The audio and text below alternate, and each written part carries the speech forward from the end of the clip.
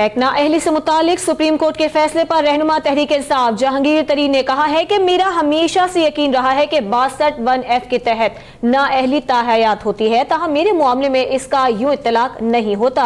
मैंने अपनी टैक्स शुदा आमदन की मुकम्मल ट्रेल अदालत में पेश की।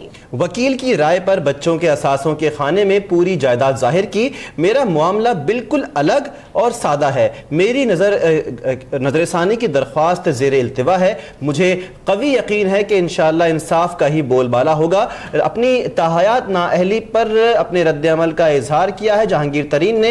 नाअहली से मुताल्लिक सुप्रीम कोर्ट के फैसले पर रहनुमा तहरीक इंसाफ जहांगीर तरीन ने कहा कि मेरा हमेशा से यकीन रहा है कि 62(1)F के तहत नाअहली ताहयात होती है, ताहम मेरे मामले में इसका यूं इतलाक नहीं होता।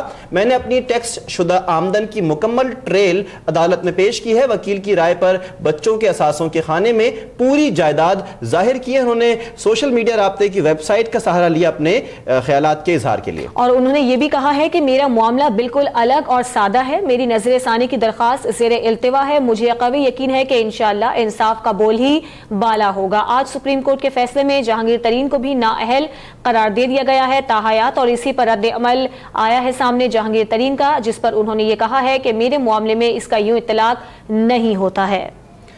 इस वक्त हमारे साथ मौजूद लाइन पे अब तक के नुमाइंदे हाफिज अब्दुल माजिद, उनसे हम बात करेंगे इसी बारे में। जी हाफिज, आज एक मरतबा फिर हिस्ट्री इन द मेकिंग बड़ा फैसला है।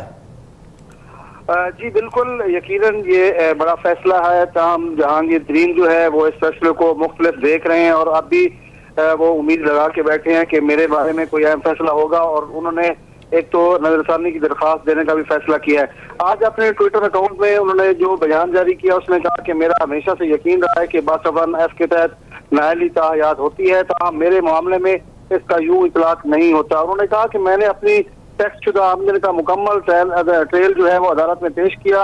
वकील की राय पर बच्चों के असासों के खाने में पूरी जायदाद जहर की। मेरा मामला बिल्कुल अलग और सादा है। उनका ये भी कहना था कि मेरी नजरसानी की दरख्वास्त ज़ेर इल्तिवा है और मुझे यकीन है कि इंसाफ का ही बोलबाला होगा और फैसला मेरे हक में होगा। तो इस तरह जहांगीर तरीन का रद्द-ए-अमल सामने आया है इस सुप्रीम कोर्ट के फैसले के बाद। जी ठीक है हाफिज अब्दुल माजिद, आपका बहुत शुक्रिया।